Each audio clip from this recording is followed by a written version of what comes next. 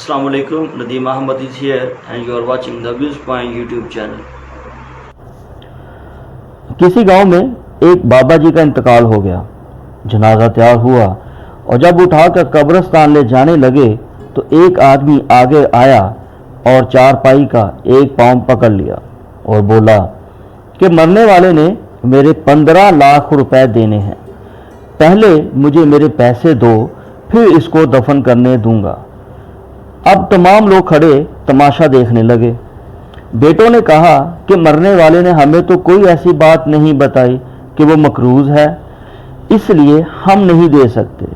मुतवफ़ी के भाइयों ने कहा, जनाब बेटे जब ज़िम्मेदारी नहीं ले रहे तो हम क्यों दें। अब सारे खड़े तमाशा देख रहे हैं और वो चारपाई पकड़े हुए बैठा हुआ है। जब काफ़ी देर गुजर गई तो बात घर की औरतों तक जा पहुंची। इंतकाल करने वाले की इकलौती बेटी ने जब ये बात सुनी तो फौरन अपना सारा जेवर उतारा और अपनी सारी नकद रकम जमा करके उस आदमी के लिए भिजवा दी और कहा कि अल्लाह के लिए ये रकम और जेवर ले लें, जेवर बेचकर अपनी बकाया रकम का बंदोबस्त भी कर लें और अगर कुछ रकम रह गई तो मैं मरने से पहले आपका सारा कर्ज उतार दूंगी, खुदारा मेरे अब्बू जान का जनाजा ना रोके। जिस शख्स ने चारपाई पकड़ रखी थी अब वो खड़ा हुआ और सारे मजमे से मुखातिब होकर बोला, असल बात यह है कि मैंने मरने वाले से 15 लाख लेने नहीं हैं बल्कि देने हैं और मुझे समझ नहीं आ रही थी कि मैं इसके किसी भी रिश्तेदार को कैसे तलाश करूंगा। ज़ाहिर है इतनी बड़ी रकम है, अगर मैं आकर कहता कि मैंने इसके 15 लाख देने हैं तो सारा मजमा ही इसके रिश्तेदार बनकर सामने आ जाता। तो मेरे जहन में ये एक तरकीब आई। मैंने सोचा क्यों ना ऐसा खेल खेला जाए कि इसके असल वारिसीन का पता चल सके। चुनाचा अब समझ आ चुकी है कि इसकी अकेली वारिस इसकी बेटी है, जबकि कोई बेटा और भाई इस मुतवफ़ी का वारिस नहीं है। लिहाजा मैं ये 15 लाख रुपए इसकी बेटी को देना चाहूँगा। तो प्यारे दोस्तों, ये एक बज़ाहिर छोटी सी कहानी है, लेकिन हमें इसमें छुपा बहुत बड़ा सबक नज़र आता है।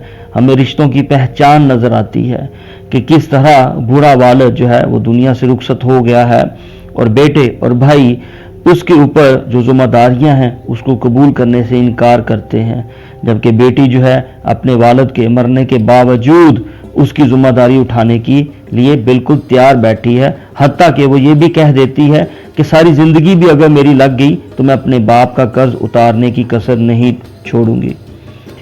हमें चाहिए कि बेटा हो या बेटी उनकी अच्छी परवरिश करें, उनकी पैदाइश पर हमें खुश होना चाहिए और उनकी ऐसी अच्छी तरबियत करें कि कल कला जब हम बुढ़ापे में जाएं तो वो हमारा साथ दें, ना कि हमें तन्हा छोड़कर भाग जाएं।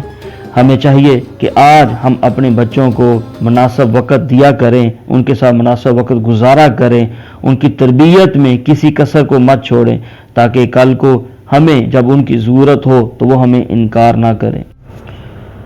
आज के इस पुरफितन दौर में जिस घर में बेटी पैदा होती है तो लोगों में सफ़े मातम बिछ जाती है, रंजीदा हो जाते हैं और बेटे की पैदाइश पर खुशियां मनाते हैं, जबकि ऐसा नहीं होना चाहिए। बेटा हो या बेटी अल्लाह की तरफ से दोनों ही नेमतें हैं।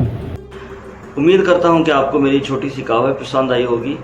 इस तरह की मज़ीद हकायात के लिए और मज़ीद वीडियोज़ के लिए मेरे चैनल द व्यूज़ पॉइंट को सब्सक्राइब करें, बेल का बटन ऑन कर लें लेटेस्ट अपडेट्स के लिए, और इंशाअल्लाह ताला मिलेंगे आपसे किसी और मौजू पर किसी और नई बात के साथ। तब तक के लिए अल्लाह हाफ़िज़।